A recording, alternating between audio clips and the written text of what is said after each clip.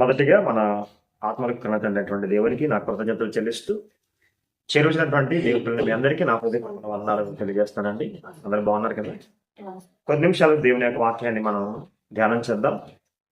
మరి ప్రతి వారము ఒక కొత్త అంశాన్ని మనం నేర్చుకుంటున్నాం. ఈరోజు మరో కొత్త విషయాన్ని మీతో మాట్లాడాలని ఆశపడుతున్నాను. కనుక శ్రద్ధ వహించి మీరు వినాలని మనం చేస్తున్నాను. మన వెంటనే కాకుండా విన్న వాక్యం మన జీవితానికి అన్వయించుకోవాలి. అది చెప్తున్నటువంటి నేను, వినిచినటువంటి మీరు, మనమందరము దేవుని పిల్లలం, దేవుని సన్నిధిలో ఉన్నాము. దేవుని యొక్క వాక్యం అంటే దేవుని మాటను దేవుడు మాట్లాడుతుండగా మనం వింటున్నాము. మనం చాలా జాగ్రత్త వహించవలసినటువంటి వారంగా ఉన్నాం. ఓకే, ఈరోజు క్రైస్తవుని అంతరంగ స్వభావం ఎలా ఉండాలి, క్రైస్తవుని అంతరంగ స్వభావం ఎలా ఉండాలి అనేటువంటి ఒక అంశాన్ని మరి మీతో మాట్లాడాలని ఆలోచన కలిగి ఉన్నాను. ఇది చాలా పెద్ద విషయమే, కానీ పెద్ద విషయాన్ని చిన్నగానే చెప్పడానికి ప్రయత్నం చేస్తాను. అంతరంగ స్వభావం అంటే ఏంటి అనేది మనం ఆలోచన చేస్తే ఇది కొత్త పదమే. అంతరంగం అంటే లోపలిది, అంత అంటే లోపల, ఇతరులకు కనిపించినది, ఇతరులకు వినిపించినది, మనలోనే ఉండేది అదే అంతరంగం అన్నమాట. ఏమన్నాడు? అంతరంగము అన్నాడు. అంతర ప్లస్ అంగం అన్నాడు. అంతర ప్లస్ అంగం. అంగం అంటే ఏంటి? అవయవం, అంటే లోపల అవయవం. ఏది అంతరంగం అంటే మనకి కనిపించదు. కనుక కనిపించినటువంటి దాన్ని అది ఇతరులకి తెలియంది కాబట్టి మోసం చేస్తూ ఉంటారు. అంతరంగం ఏం చేస్తుంది? మనల్ని మోసం చేస్తూ ఉంటుంది, మనల్ని మోసపోయేటట్లుగా చేస్తూ ఉంటారు. కనుక అంతరంగ స్వభావము ఎలా ఉండాలి అనే దాని గురించి ఈరోజు మనం నేర్చుకుంటే, మన అంతరంగం ఎలా ఉండాలో దేవుడు చెప్పాడు, దేవుని యొక్క వాక్యం చెప్పడం జరిగింది. ఇంకా చెప్పాలంటే అసలు మనుషుని యొక్క అంతరంగం ఎలా ఉంటుందో చెప్పడం జరిగింది బైబిల్. అవుతుందండి. ఇది బైబిల్ అనేది ఒక స్కానింగ్ యంత్రం అండి, ఒక స్కానింగ్ యంత్రం. ఇట్టే మనిషి యొక్క స్వభావాన్ని ముందుగానే గుర్తించి మనుషులు ఈ భూమి మీద ఎలా ఉంటారో చెప్పటం అనేది జరిగింది, బైబిల్ చెప్పడం జరిగింది. కనుక ఏ విషయమైనా మనం తెలుసుకోవాలంటే, దేని గురించైనా మనం సంపూర్తిగా తెలుసుకోవాలంటే ఖచ్చితంగా బైబిల్ దగ్గరికి ఖచ్చితంగా వెళ్ళాలి. ఎవరు అడిగినా మనుషులు ఒకవేళ వాళ్ళు చెప్పలేరేమో కానీ బైబిల్ మాత్రం ఒక విషయం గురించి సంపూర్ణ వివరణ ఇస్తుందండి. ఓకే, ఒకసారి బైబిల్ గ్రంథానికి వెళ్ళి మనం మరి కొన్ని విషయాలు ఆలోచించేద్దాం. చూడండి, కీర్తన గ్రంథం 5వ అధ్యాయం, 9వ వచనం చూద్దాం. కీర్తన గ్రంథం 5వ అధ్యాయం 9వ వచనం. వారి నోట యథార్థత లేదు. ఇక్కడ చూడండి, వారి అంతరంగము నాశనకరమైన గుంట. చూడండి, వారి కంఠము తెరచిన సమాధి అన్నాడు. ఓకే, ఇక్కడ మనం ఆలోచన చేస్తే ఈ అంతరంగము, ఈ లోపల స్వభావము ఏమండి రెండు ప్రాముఖ్యమైనటువంటి విషయాలను తెలియజేస్తుంది. అంటే మనం రెండు ప్రాముఖ్యమైన విషయాలు బట్టి తెలుసుకోవచ్చు. నా యొక్క అంతరంగ స్వభావం ఎలా ఉందో రెండు ప్రాముఖ్యమైన విషయాలను బట్టి నా అంతరంగ స్వభావం తెలుసుకోవచ్చు. బైబిల్ చెప్పింది. మీ అంతరంగ స్వభావం ఎలా ఉందో రెండు ప్రాముఖ్యమైన విషయాలను బట్టి మీ అంతరంగ స్వభావాన్ని తెలుసుకోవచ్చు. లోపల ఉన్న విషయాలు ఎవరికి తెలియవు, కానీ రెండు సందర్భాలను బట్టి తెలుసుకోవచ్చు. ఒకటి అన్నాడు, ఇక్కడ చూడండి, వారి నోట యథార్థత లేదు, వారి అంతరంగము నాశనకరమైన గుంట, వారి కంఠము తెరిచిన సమాధి, వారి నాలుకతో ఇచ్చకములాడుదురు అనే మాట ఉంది.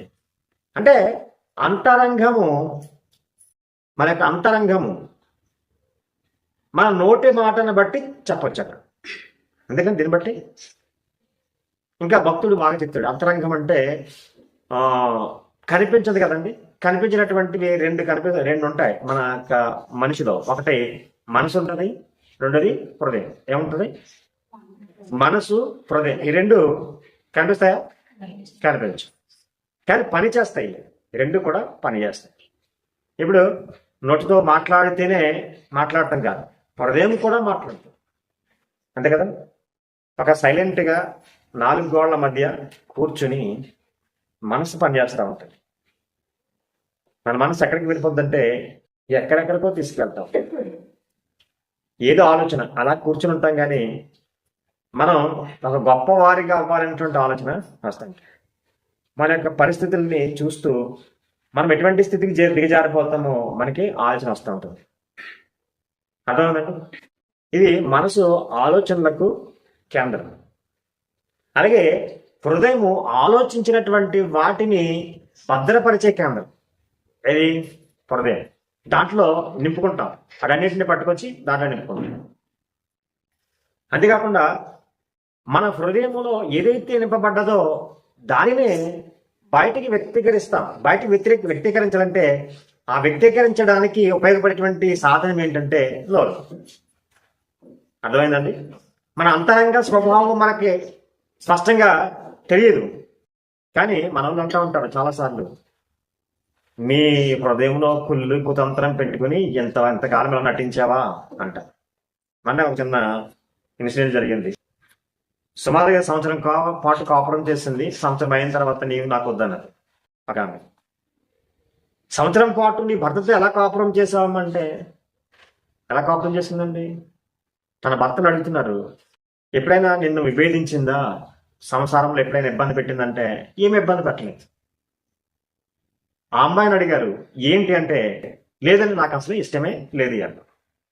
మరి సంవత్సరం పాటు ఎలా కాపురం చేశావు అంటే, లోపల ఒకటి, బయటకు ఒకటి. బయట ప్రేమగా నటిస్తూ అలాగే వచ్చారు, లోపల మాత్రం తన భర్త అంటే తనకు అసలే ఇష్టమే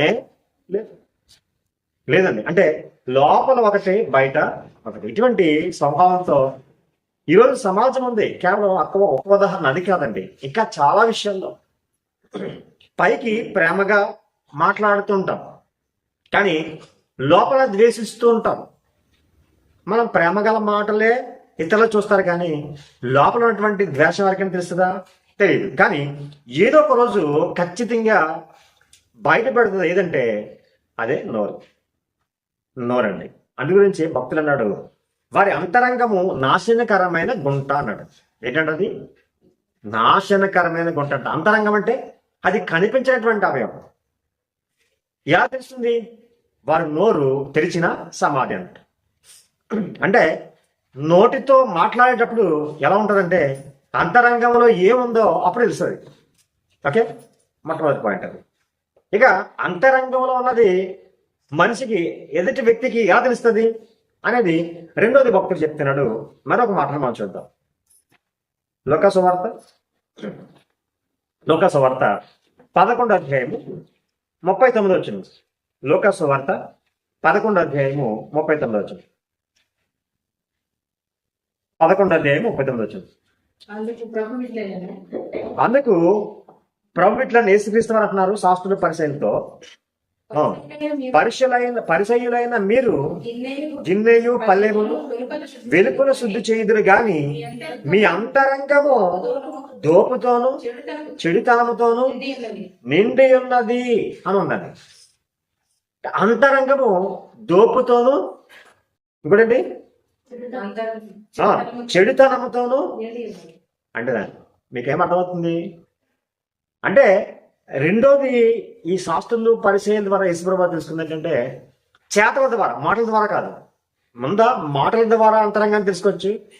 రెండోది ప్రభువు తెలుసుకున్నది చేతల ద్వారా అంతరంగ స్వభావాన్ని తెలుసుకోవచ్చు. లోపల పరిస్థితి ఎలా ఉందంటే వారి యొక్క చేసే పనులను బట్టి తెలుసుకోవచ్చు. యేసుక్రీస్తు వారు తెలుసుకున్నారు, శాస్త్రులు పరిచయాల గురించి తెలుసుకున్నారు. ఒకటి మాటలను బట్టి తెలుసుకున్నారు, రెండోది చేతలను బట్టి తెలుసుకున్నారు. వాళ్ళు ఎటువంటి స్థితి అంటే దేవునికి ఇచ్చేటువంటి భాగం విషయంలో ఎలా ఇచ్చేవారు? అంటే స్వల్పమైన వాటి విషయంలో ఇచ్చేవారట.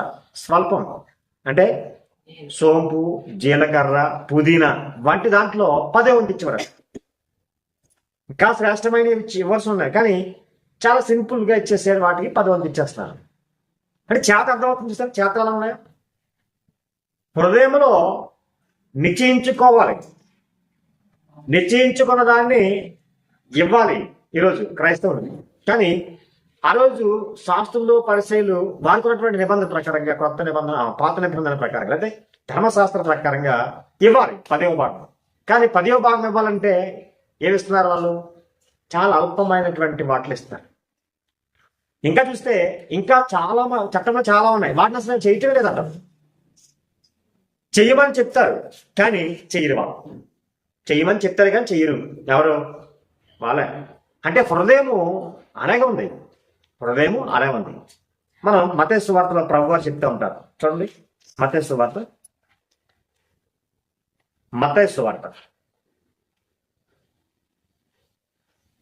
12వ అధ్యాయం చూడండి సార్. 12వ అధ్యాయం ఒక ఎన్నో వచ్చిన 33వ వచనం చదువుదాం. 33వ వచనం. చెట్టు మంచిదని ఎంచి దాని పండును మంచిదే అని ఎంచుడి అన్నాడు. అంటే చెట్టు మంచిదైతే దాని పండు కూడా మంచిదని మనం గమనించాలి. నెక్స్ట్, లేదా చెట్టు చెడ్డదని ఎంచి దాని పండును చెడ్డదని ఎంచుడి. చెట్టు దాని పండు వలన తెలియబడును అన్నాడు. అంటే చెట్టు తన పండు వలన తెలియబడును. అంటే అది ఇచ్చేటువంటి ఫలం వలన ఆ చెట్టును మంచిదో కాదని మనం ఎంచుతాం. అవునా కదా? ఒక మనిషికి ఉపయోగకరమైనటువంటి ఒక ఫలాన్ని ఇచ్చిందంటే అది మంచి చెట్టు. చెట్టు ఫలం ఇస్తుంది కానీ అది మనిషికి ఉపయోగకరమైనది కాదు. అప్పుడు ఏమంటాము? అది మంచిది కాదురా, చెడ్డదంటాం. చెడ్డ చెట్లు ఉంచుతామా? ఉంచాం. మంచి చెట్లు అయితే మన పెరట్లో పెరగనిస్తాము. దాని ప్రక్కన ఇంకా ఎన్నో చెట్లు వస్తాయి, వాటిని ఉంచాం. అంటే చెట్టుని బట్టి, ఆ చెట్టు ఇచ్చేటువంటి ఫలాన్ని బట్టి చెట్టు మంచిదో చెడ్డదో అనేది ఎంచేటువంటి ఈరోజు మనం అటువంటి ఎంచేటువంటి వారంగా ఉన్నాం. అలాగే కింద చెప్తారు చూడండి, దాని గురించి చెప్తూ చెట్టు గురించి అయితే మనకు అర్థమవుతుంది. కాబట్టి ఇప్పుడు మనిషి స్వభావం గురించి చెప్తున్నా చూడండి. కింద చదవండి. సర్పసంతానమా, 34 వచ్చిన, మీరు చెడ్డవారేంటి ఎలాగో మంచి మాటల పలకగలరు? హృదయం నిండి ఉండి దాన్ని బట్టి నోరు మాట్లాడును కదా అన్నాడండి. అర్థమవుతుందండి? అంటే సర్పసంతానం అన్నాడు. సర్పసంతానం అంటే పాము వల్ల పుట్టినటువంటి వారు మనకి కాదు. ఆదిలో సర్పం వల్ల హవ్వ మోసపరచబడింది. మోసము చేసినటువంటి ఆ మోసము, ఆ పనులు మనిషికి వచ్చాయి. మోసం చేసింది హవ్వ, వచ్చి ఆదామును మోసం చేసింది. అర్థమవుతుందండి? అలా ఈరోజు సమాజంలో మోసం అనేది ఏమవుంది? ప్రబలిపోయింది. ప్రతి ఒక్కరు కూడా మోసములో బ్రతుకుతున్నారు. కనుక ఇక్కడ సర్పసంతానం అంటే పాముకి లేకపోతే సర్పానికి పుట్టినటువంటి వారిని కాదు. ఈరోజు చాలా మంది ఈ బోధ ఉంది. హవ్వకు హవ్వ వలన, కయ్యేల వలన పుట్టినటువంటి సంతానం అంతా సర్పసంతానమే అనేటువంటి ఒక బోధ, భయంకరమైనటువంటి దుర్బోధ ఉంది. కనుక ఆలోచించేయండి. దీని గురించి మరొకసారి మనం మాట్లాడుకుందాం. ఇప్పుడు చెడ్డవారైనటువంటి వారు, దుష్టులు సంబంధి, దుష్ట స్వభావం కలిగినటువంటి వారు, అపవాది యొక్క స్వభావం కలిగినటువంటి వారు అందరినీ కూడా సర్పసంతానము అన్నారు. ఇప్పుడు ఈ స్వభావం కలిగినటువంటి వారు అయినటువంటి వారు మీరు ఎలాగా, ఇక్కడ 34 వచ్చిందో, 34 వచ్చింది అంటాడు, సర్పసంతానం మీరు చెడ్డవారండి ఎలాగ మంచి మాటలు పలుకుదురు అని అన్నాడు. చెడ్డవారు మంచి మాటలు పలకలేరు. నిజమే కదా? మన పూర్వ జీవితము మంచిదా చెడ్డదా? చెడ్డదండి. ప్రభువు నెరవేటువంటి అప్పుడు జీవితం చెడ్డదే, అప్పుడు స్వభావం చెడ్డదే. ప్రభు నెరక మునుపు సమాజంలో ఎక్కువ శాతం చెడ్డవారే ఉన్నారు. చెడ్డవాడంటే మంచి చెడు అనేటువంటి సంగతి మనకేమీ తెలియదు. అబద్ధం ఆడితే అది ప్రమాదమైన సంగతి తెలియదు. అర్థమవుతుందండి? అలాగే చాలా పనులు, చెడ్డ పనులు అవి మనకి హాని, దానివలన మనకి ప్రమాదం. అది మనం అలా చెయ్యకూడదు అన్న సంగతి క్రైస్తవునిగా కాకమునుపు, దేవుని ఎరగక మునుపు ఆ సంగతులు మనకి తెలియదు. మన హృదయంలో చాలా చెడ్డవి ఉన్నాయి, అవునా కదా? ఉన్నవి. అవి మంచివి అనేటువంటి స్వభావంతో మనం ఉన్నాం. ఇక ప్రభు అంటున్నాడు, సర్పసంతానమా, మీరు చెడ్డవాడై ఉండి మంచి మాటలు ఎలా పలుకుతారని చెప్తూ, హృదయము నిండి ఉండి దానిని బట్టి నోరు మాట్లాడును కదా అన్నాడు. అంటే హృదయంలో ఏదైతే ఉందో, మన అంతరంగంలో ఏదైతే గూడుందో, ఏదైతే నివాసం చేసినాయో దాన్ని బట్టే మనం మాట్లాడతాం. అర్థమవుతుందండి? ఇప్పుడు మాట బయటకు వచ్చిన దాన్ని బట్టే మన అంతరంగం ఎలా ఉందో మనకు అర్థమవుతుంది. ఒక కవి అన్నాడు, face is the index of the mind అన్నాడు. అంటే ముఖాన్ని చూసి మనసును చెప్పవచ్చు అన్నాడు. చెప్పచ్చు, కొన్ని విషయాలు మాత్రం మనకు అర్థమవుతాయి. అవునా కదా? కొన్ని విషయాలు అర్థమవుతాయి, అన్ని అర్థం కావు. ఎవరో మన బంధువులు ఎవరో చనిపోయారు, బాగా కావాల్సినటువంటి వారు. మన ఇంట్లో సంతోషంగా ఉండగలుగుతామా? మన ముఖంలో విచారం ఉంటుంది, చెప్పలేదు. అప్పుడు ఏంటమ్మా అలా ఉన్నామంటే అప్పుడు వ్యక్తపరుస్తారు. కానీ అంతకు ముందే ముఖాన్ని బట్టి మనం ఏం చేసాము, ఏదో మొత్తం మీద ప్రాబ్లం ఉంది అంటారు. చిన్నపిల్లలు చూడండి, ఒక్కొక్కసారి వాళ్ళు అలుగుతూ ఉంటారు, వాళ్ళ ముఖం వేరేగా పెడతా ఉంటారు. ఎందుకని మా కోపం, ఏంటి ఏం కావాలి నీకు అంటే మా పాప అంటది, నువ్వు అలా అన్నావు కదా, లేకపోతే నువ్వు ఇలా చేయలేదు కదా, లేకపోతే నాకు అది తీసుకురాలేదు కదా, నాకు కొత్త డ్రెస్ కొనలేదు కదా, ఇలా అంటే చిన్నపిల్లలే కాదు, ప్రతి ఒక్కరి ముఖంలో స్వభావం. ఒకవేళ ఒకరి మీద ద్వేషం ఉంది, కోపం ఉంటే అప్పుడు మాట్లాడే విధానంలో మార్పు వచ్చేస్తుంది. మాట్లాడలేదు, చాలా బిడియంతో ఉన్నట్లు ఉంటుంది ముఖం అంతా. కయ్యను అలా కనిపించాడు, తన తమ్ముడైనటువంటి హేబేల్ మీద పడి చంపేసిన తర్వాత దేవుడు తన ముఖాన్ని చూస్తూ చిన్నబుచ్చుకున్నాడని రాయబడదు. ఆ ముఖాన్ని చిన్నబుచ్చుకున్నాడు. నువ్వు సత్క్రియ చేసిన ఎలా తలనెత్తుకున్నావా అంటున్నాడు దేవుడు అక్కడ. అంటే ఒక మంచి పని చేసినప్పుడు, ఒక మంచిగా బ్రతుకుతున్నప్పుడు, మన హృదయం బాగున్నప్పుడు, మన మనసు అంతరంగం బాగున్నప్పుడు మన ముఖం ఒకలా కనిపిస్తూ ఉంటుంది. అంతరంగంలో తేడాగా ఉన్నప్పుడు, అంటే అంతరంగం ఉన్నటువంటి స్వభావాలు చాలా ఉన్నాయి. ఒకటి చెడ్డ లక్షణాలే కాదు, అంతేకాకుండా చాలా ఉన్నాయి. అవి కూడా చెప్పాడు చూడండి బైబిల్లో. అంతరంగం ఉన్నటువంటి కొన్ని స్వభావాలు ఎలా ఉంటాయి చెప్పాడు. ఒకసారి త్వరగా నేను చూపిస్తాను చూడండి. ఒకసారి మన అంతరంగంలో ఏమేమి ఉంటాయో భక్తులు చెప్తున్నారు చూడండి. ఒకసారి ఇర్మియా గ్రంథం 4:19 చదవండి. ఇర్మియా 4:19 త్వరగా చూద్దాం. ఇర్మియా 4:19. నా కడుపు ఏమన్నాడు చూడండి, నేను చదువుతున్నాను చూడండి. నా కడుపు నా అంతరంగములో నాకెంతో వేదనగా ఉంది. ఇక చూడండి, అంతరంగము అనేది కనిపించిన దానిలో ఒక లక్షణం ఉంది, ఏంటంటే వేదన. అర్థమవుతుందండి? అంతరంగంలో వేదన కూడా ఉంది, అంతరంగంలో చెడు లక్షణాలు కూడా ఉన్నాయి. మార్క్స్ వార్త 7:20 చూస్తే అక్కడ ఒక 13 లక్షణాలు ఉంటాయి. అంటే 13 గూడు కట్టుకుంటాయి హృదయంలో అంటాడనమాట. హృదయంలో ఏమున్నాయి? 13 ఉంటాయి. మీరు చదువుకోండి, రిఫరెన్స్ రాసుకోండి. 13 విషయాలు ఉంటాయి అక్కడ చాలా. అవన్నీ కూడా చెడ్డ లక్షణాలు అవి. అంతేకాకుండా అంతరంగంలో మరొకటి ఉంది, ఏంటంటే వేదన ఉన్నట్టండి. ఏముంది? వేదనకి నిలయం అంటే ఇది అంతరంగం. చూడండి, విలాప వాక్యాలు ఇదే ఇర్మియా గారు రాసినటువంటి విలాప వాక్యాలు 1వ అధ్యాయం 20వ వచనం చదవండి. విలాప వాక్యాలు 1వ అధ్యాయం 20వ వచనం నేను చదువుతున్నాను, చూడండి మీరు. చూడండి, యెహోవా దృష్టించుము, నాకు ఇబ్బంది కలిగను, నా అంతరంగము క్షోభిల్లుచున్నది అన్నాడు. అంటే క్షోభ కూడా ఉంది. అంతరంగంలో ఏముందండి? శోభ ఉంది. అంతకుముందు ఏమని చెప్పాను?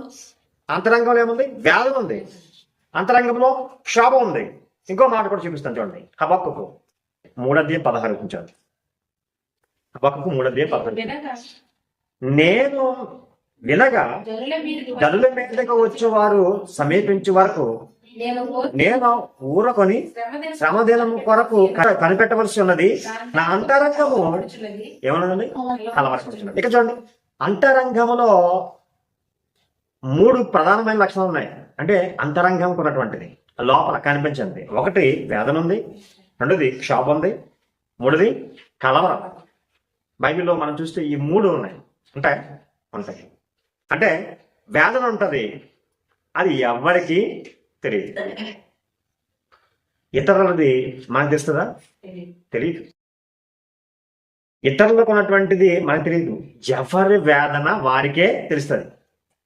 లోపల ఒక రకమైనటువంటి బాధ, ఆ బాధ ఎవరికి వ్యక్తపరిచినా తీర్చలేదు. తీర్చగలుగుతారా?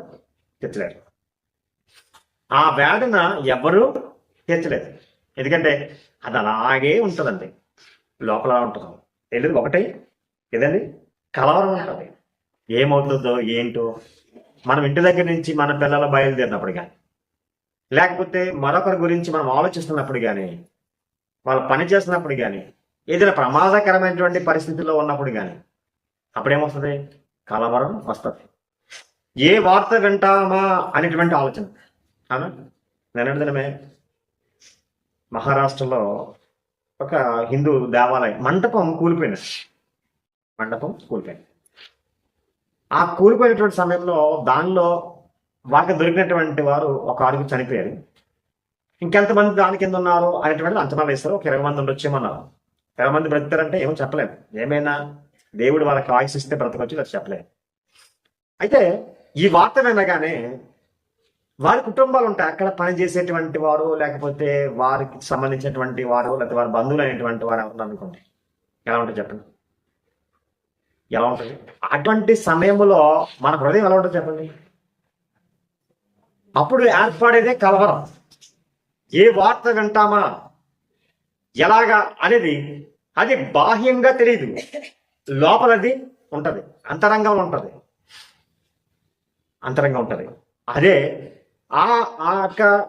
ఆ సిచ్యువేషన్ జరిగిన తర్వాత, అక్కడికి వెళ్ళిన తర్వాత వారి యొక్క బంధువులు లేకపోతే వారి యొక్క రక్త సంబంధికులు ఎవరైనా మరణించారనుకోండి, అప్పుడు ఏర్పడేది క్షోభ. ఇప్పుడు వినబడేది వాళ్ళ చెవుల ద్వారా వింటున్నారు, వింటున్నది ఇంకా ప్రత్యక్షం అవ్వలేదు. ప్రత్యక్షం కాక మునుపు వారి హృదయంలో ఏం ఏర్పడుతుందంటే కలవరం. ప్రత్యక్షం అయిన తర్వాత నిజంగా ఒక సందర్భం వారింటి వారే మరణించుంటే అది క్షోభ. ఏమంటారు? క్షోభ. ఇవన్నీ కూడా అంతరంగంలో ఉన్నారు. ఏమన్నవి? ఎక్కడ ఉన్నవండి? అంతరంగంలో ఉన్నవి. అంటే కేవలం చెడుకే అంతరంగం నిలయం కాదు, ఇంకా ఇటువంటివి కూడా అంతరంగంలో గుడి కట్టుకునే ఉన్నాయి. అర్థమవుతుంది ప్రేమ చెప్పలేదు. అయితే ఇక్కడ మనం ఆలోచన చేస్తే ఒక భక్తిపరుడు అంతరంగ స్వభావం ఎలా ఉంటుంది, ఒక భక్తిహీనుడు యొక్క అంతరంగ స్వభావం ఎలా ఉంటుందో కూడా బైబిల్ చెప్పడం జరిగింది.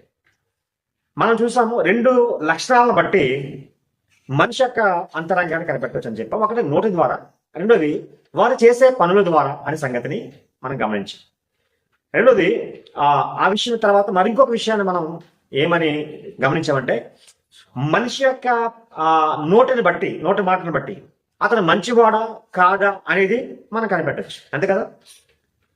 సజ్జనుడైతే తన యొక్క మరి మంచి ధన్నిధిలో నుంచి మంచి విషయాలు బయటకు తీసుకొస్తాడు.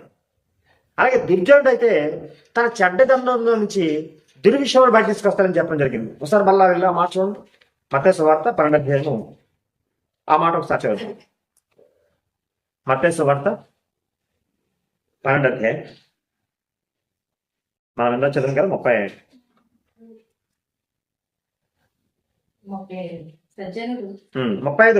చదవండి. సజ్జనుడు తన మంచి ధన్నిధిలో నుండి సద్విషయములు తెచ్చును, దుర్జనుడు తన చెడ్డ ధన్నిధిలో నుండి దుర్విషయములు తెచ్చును. నేను మీతో చెప్పిన సంగతులు ఏంటంటే అని చెప్తున్నాడు. అంటే ఒక మనిషికి యేసుక్రీస్తు వారు చెప్పిన మాట ఏంటంటే, మనము మంచి మంచివాడని పెంచుకోవాలంటే, లేకపోతే మన అంతరంగం మంచిదిగా ఉంటే మన నోరు మంచిగానే మాట్లాడుతుంది అని చెప్పడం జరిగింది. అంటే మన నోరుని గురించి చెప్పడం జరిగింది. ఎందుకు ఆ విషయం చెప్పాడంటే, ఒకరోజు తీర్పు ఉంటుంది. ఏముంటుందండి? తీర్పు ఉంటుంది. ప్రతి మనిషికి తీర్పు ఉంటుంది. నాకు ఉంటుంది, మీకు ఉంటుంది, ఈ భూమి మీద ఉంటుంది, ప్రతి ఒక్కరికి ఉంటుంది. ముఖ్యంగా క్రైస్తవులైనటువంటి మనందరికీ తీర్పు ఉంది. ఉందా లేదా? ఉంది. అప్పుడు తీర్పు ఎలా జరుగుతుందంటే, కింద చెప్పాడు, మనం మాట్లాడే మాటలను బట్టే తీర్పు జరుగుతుందట. చూడండి ఆ మాట కింద. నేను మీతో చెప్పేది ఏంటంటే, మనుషుడు పలుకు వ్యర్థమైన ప్రతి మాటను గూర్చి విమర్శ దినమందు లెక్క చెప్పవలసి ఉండును అన్నాడు. అంటే మనిషి మాటను బట్టే లెక్క చెప్పాలి.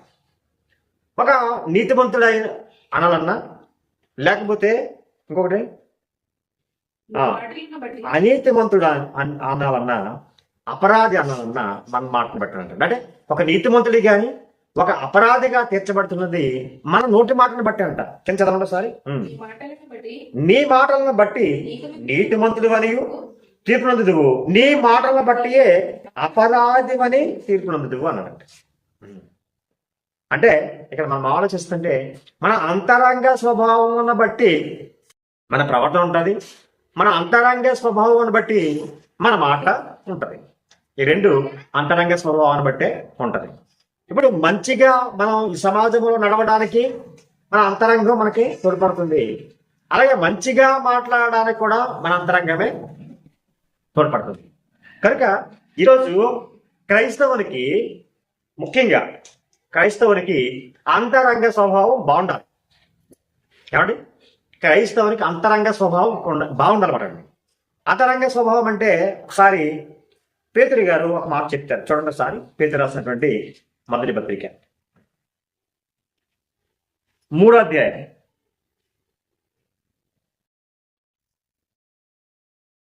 4వ వచనం చదవండి. సాధువైనట్టు మృదువైనట్టునైనా గుణమును అక్షయ అలంకారము గల మీ హృదయపు అంతరంగ స్వభావము మీకు అలంకారముగా ఉండవలెను అన్నాడండి. అంటే ఇక్కడ స్త్రీ గురించి మాట్లాడటం జరిగింది. ఇది కేవలం స్త్రీకే కాదు, ప్రతి ఒక్కరు కూడా అంతరంగ స్వభావము మనకు అలంకారంగా ఉండాలట. అర్థమవుతుందండి మాట? నేను చెప్పే మాట మీకు అర్థమవుతుందా? అంతరంగ స్వభావం అనేది మనకే అలంకారంగా ఉండాలట. మనకు అలంకారంగా ఏం చేసుకుంటాం? స్త్రీలు పైన ఆ మాట చెప్పాడు, స్త్రీలు దేన్ని అలంకారంగా చేసుకుంటారో చెప్పాడు. చూడండి 3వ వచనం. జడలు అల్లుకోవడం, బంగారు నగలు పెట్టుకోవడం, వస్త్రాలు ధరించుకోవడం, ఇది వెలపటి అలంకారం. స్త్రీలు అంటే స్త్రీలు ఎక్కువ అలంకారం గురించి ఎక్కువ ఆలోచిస్తారు, పురుషులు తక్కువే. వాళ్ళు జస్ట్ ప్యాంట్ షర్ట్ వేసుకుంటారు. ఎవరో రేరుగా ఉంటారండి ఇది అలంకరణ గురించి ఆలోచించి వారు ఆ రోజు డ్రెస్ మెయింటైన్ చేస్తూ, లేకపోతే మేకప్ మెయింటైన్ చేస్తూ ఇలా. పురుషులు తక్కువ ఉంటారు, కానీ స్త్రీలు ఎక్కువ ఉంటారు. కొంతమందికి ఇదో ఇష్టం, జస్ట్ ఒకరు చిన్న నెక్లెస్ చిన్నది వేసుకుంటారు. కొంతమంది చూడండి, ఇక్కడ నుంచి ఒకటి, ఇక్కడ నుంచి ఒకటి, ఇక్కడ నుంచి ఒకటి, కిందకి ఒకటి, ఎంతంత లావుంది. పోనీ రింగులు చూస్తే ఇక్కడ కింద వరకు ఇక్కడ వరకు ఉండేటువంటివి ఉంటాయి. ఎలా చూస్తారు? దానికే ఎక్కువ సమయం కేటాయించేటువంటి వారు ఉంటారండి స్త్రీలు. అర్థమవుతుందండి? కనుక ఇక్కడ అంటాడు 3వ వచనంలో, జడ అంటే వస్త్రములు ధరించుకోవడం కానీ, బంగారు నగలు పెట్టుకోవడం కానీ, జడలు అల్లుకోవడం గురించి ఎవరి గురించి చెప్తారంటే స్త్రీల గురించి ఎక్కువ ఈ అలంకరణ ఉంటారు. వస్త్రములు కూడా మ్యాచింగ్ చూస్తూ ఉంటారు. చాలా చాలా చాలా ప్రయత్నం చేస్తారు అన్నమాట. అంటే సుమారుగా ఒక చీర కట్టుకోవాలంటే 10 నిమిషాల్లో కట్టుకోవచ్చు. అంటే కొంచెం ఎక్కువ టైమే తీసుకుంటుంది సారీ, అంటే సారీ కట్టే విషయం.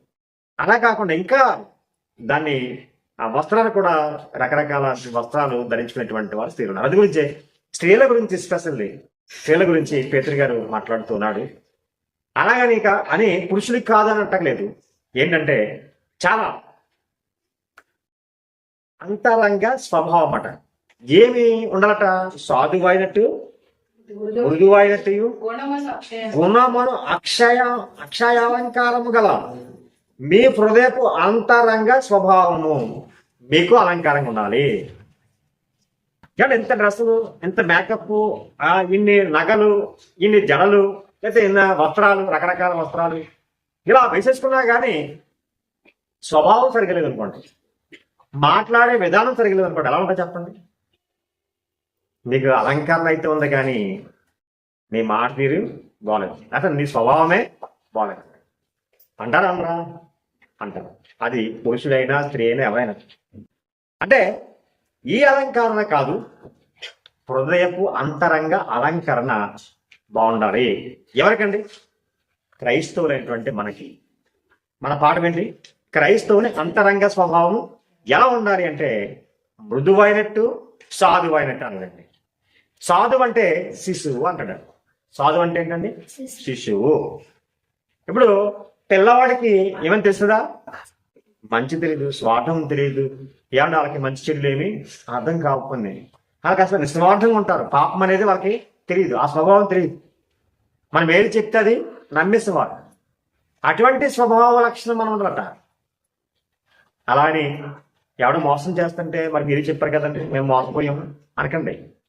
దానికి కూడా ప్రభు చెప్పారు ఏంటంటే పాముల వలె వివేకులను, పావురం వలె నిష్కపటంగా ఉండాలండి. మనకి వివేకం ఉండాలి, అలాగే అదే సమయంలో నిష్కాపట్యం ఉండాలి, కపటము లేకుండా ఉండాలి. వివేకం అనేటువంటి అది లేదనుకోండి మనం మోసపోయేటువంటి వారికి ఉంటాం, మోసపోతాం. కనుక మన అంతరంగ లక్షణంలో వివేకం చాలా ప్రాముఖ్యమైనది. సాధువైనట్టి, మృదువైనటువంటి గుణములు కావాలట. ఎవరికి? క్రైస్తవునికి. లోకంలో ఉండగా ఇవేమీ అవసరం లేదు. ఎందుకంటే చూడండి, వాళ్ళు ఒక ఫంక్షన్కి వెళ్ళాలంటే అలంకరణ చేసుకోవడం కోసం అవసరమైతే బ్యూటీ పార్లర్కి వెళ్తున్నారు. ఎవరో స్త్రీలు వెళ్తారు వాళ్ళు. మరి బ్యూటీ పార్లర్ ఎందుకు పెట్టారు? వాళ్ళ కోసం పెట్టారు. మనం అంటే వెళ్ళం. ఇక్కడ ఉన్నటువంటి ఈ ప్రాంత వాసులు అంతా ఏమీ మనం వెళ్ళలేము. కానీ సిటీస్లో బ్రతికే వారు మ్యాక్సిమం వాళ్ళు అలంకరణ చేసుకోవడానికి సమయం దొరకదు కాబట్టి వాళ్ళు వివాహానికి లేకపోతే ఫంక్షన్కి వెళ్ళాలంటే ముందుగానే వెళ్తారు. ప్రత్యేక కార్యక్రమం అంటే దానికి కొంత వెచ్చిస్తున్నారు. ఆలోచించండి, మనం వెళ్తాం ఫంక్షన్కి. క్రైస్తవుడు ఒకవేళ ఫంక్షన్కి వెళ్తే క్రైస్తవ గృహాల్లో ఏముంటుంది? స్తుతి కూడిక ఉంటుంది. ఏముంటుంది? వివాహంలో ఏముంటుంది? వివాహ సందేశం ఉంటుంది. ఉంటుందా ఉండదా?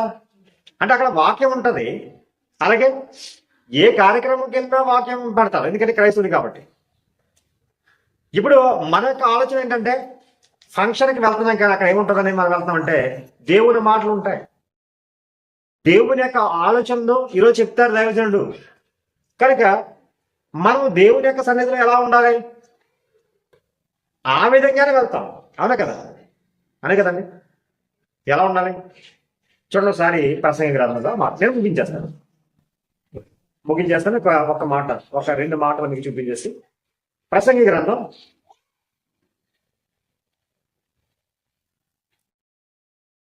5వ అధ్యాయం మొదటి చదవండి. నీవు దేవుని మందిరంలోకి పోయినప్పుడు నీ ప్రవర్తన జాగ్రత్తగా చూచుకున్నాము అన్నాడండి. అంటే ప్రవర్తన ఎలా ఉండాలో చూసుకుంటాం. ఇప్పుడు మందిరానికే కాదు, మనం ఫంక్షన్కి వెళ్ళినా కానీ ఆడంబరాలతో మనం వెళ్తాం. చాలా మంది ఈరోజు క్రైస్తవులు కూడా అలాగే వెళ్తూ ఉంటారు. అక్కడ సేవకుడు అడుగుతున్నాడు, మీరు ఫంక్షన్కి వచ్చారు, ఎంతమంది బైబిల్ తెచ్చుకున్నారంటే ఒక్కరు కూడా క్రైస్తవులు బైబిల్ చూపించరు. ఎందుకంటే మనం ఫంక్షన్కి వెళ్ళాం కదా అనుకుంటారు. అక్కడే ఉంటారు, ఆ వాక్యం చెప్తారు లేక అని చెప్పు అనుకుంటారు. ఇంకా మరి కొంతమంది ఫంక్షన్కి టైం చెప్తారు, స్తుతి కూడికి టైం అని. ఆ టైంకి వెళ్దాం, భోజనం టైంకి వెళ్తాం, శుభ్రంగా భోజనం చేసి వచ్చేస్తాం. కానీ భక్తి పనులు, క్రైస్తవుల్లో అంతరంగ స్వభావం నిజంగా మనం మృదువైనట్టు, సాధువైనట్టు అటువంటి అంతరంగ స్వభావం మనకు కలిగి ఉంటే మనం అలా ఉండమండి. ఒక సిద్ధపాటు కలిగి ఉంటాం. అక్కడ దేవుని యొక్క సన్నిధి ఉంటుంది అనేటువంటి ఆలోచనతో ఉంటాం. మన అంతరంగ స్వభావం బాగుంటుంది. అర్థమవుతుంది? బాగుంటుంది. అలాగే వెళ్తాం. అర్థం చేసుకోండి. నేను ముగిస్తున్నాను. రేపు మళ్ళా వారం అంతరంగ స్వభావం ఉన్నటువంటి హృదయము, మనసు గురించి మేము మాట్లాడతాం. ఇప్పుడు అంతరంగ స్వభావం ఎలా తెలుసుకుంటాము అనేటువంటిది నేను చెప్పాను. ఒకటి మాట ద్వారా, రెండోది చేతల ద్వారా. అంతరంగంలో చెడు గూడు కట్టుకుంటుంది, మంచి ఉంటుంది. మన యొక్క నోటిని బట్టి మంచి చెడు అనేది తెలుస్తుందని మనం నేర్చుకున్నాము. అది కాకుండా అంతరంగంలో ఇంకా కొన్ని ఉంటుంది. ఏముంటది? 3 వేదన, శోభ, కలవరం, ఇవన్నీ ఏముంటాయి? ఎక్కడ ఉంటాయి? అంతరంగంలో ఉంటాయి. ఇవి బయటకు అవి మనకున్నటువంటి సిచ్యువేషన్ బట్టి మనకి అర్థమవుతుంది అనే సంగతిని మనం తెలుసుకున్నాము. అదే కాకుండా మన అంతరంగ స్వభావం ఎలా ఉండాలి అని అనుకున్నామంటే మృదువైనటి, సాధువైనటి, ఇటువంటి ఆ గుణము అక్షయాలంకారంగా మనకి ఉండాలి. హృదయంలో అలా ఉండాలి అనేది మనం నేర్చుకుందాం. అదవుతుందండి. కనుక ఈ విన్న విషయాలు మీరు జ్ఞాపకం చేసుకోండి. కనుక మనకున్నటువంటి ఈ అంతరంగ స్వభావం, క్రైస్తవున్నటువంటి అంతరంగ స్వభావం ఎలా ఉండాలి అనేటువంటి విషయంలో కొన్ని విషయాలు మాత్రం మనం నేర్చుకుంటాం. ఇది మొదటి పార్ట్. మళ్ళా వారం అంతరంగము అనేటువంటి దానిలో 2 ఉంటాయి. ఏంటంటే హృదయం ఉంటుంది, మనసు ఉంటుంది. అసలే ఈ హృదయం, మనసు గురించి ఇవి మనకి క్రైస్తవునికి ఎలా పనిచేస్తున్నాయి, ఎలా పని చేయాలి అనే దాని గురించి మళ్ళా వారం కొన్ని విషయాలు నేర్చుకున్నాం. ఎంతవరకు చెప్పబడినటువంటి విషయాలు మీకు అర్థమని అని నమ్ముచున్నాను. మరి ఈ మాటల ద్వారా మనం ఒకరినొకరు హెచ్చరింపబడ్డాం. దేవుని యొక్క మాటల ద్వారా నేను హెచ్చరించుకున్నాను, మిమ్మల్ని హెచ్చరించాను. మరి ఈ మాటలు మన వెనుకల్లో దేవుడు మరి ఫలింపజేయని కాక. ఆమె ప్రార్థన చేస్తున్నాం. పరిశుద్ధుడా, ప్రేమగల తండ్రి, స్తోత్రాలు. ఇంతవరకు విలువైన సంగతులు మా తండ్రి క్రైస్తవుని యొక్క అంతరంగ స్వభావం ఎలా ఉండాలి అనే విషయాన్ని పాఠ్యాంశంగా తీసుకున్న మా తండ్రి ఒక పాఠంగా నీ పిల్లలతో మాట్లాడడానికి మీరు ఇంతవరకు మేడలు కృప చూపించారు. మరి కొన్ని విషయాలు మీరు లేఖన గ్రంథంలో వ్రాయించిన విషయాలనే మా తండ్రి ఏమో ఆలోచించారు. మా తండ్రి విన్న మాటలు మా యొక్క జీవితాల్లో ఫలింపజేయమని ప్రార్థిస్తాం. మా తండ్రి మీరు మా అంతరంగాన్ని చూస్తున్నటువంటి దేవుడు. మా అంతరంగ స్వభావం బాగుండాలని మీరు కోరుకున్నారు. క్రైస్తవుని యొక్క అంతరంగ స్వభావం మరి ఎలా ఉండాలో మీరు నేర్పించారు. మళ్ళా వారంలో కూడా మా తండ్రి దీని గురించి మరికొన్ని సంగతులు మేము నేర్చుకోవడానికి అటుకొరకును మాకు అనుగ్రహించండి. మమ్మల్ని బలపరచమని కోరుకుంటూ క్రీస్తు వారి పేరిట ఈ ప్రార్థన సమర్పించి వేడుకుంటున్నాం మా పనిలో పెట్టండి. అందరికీ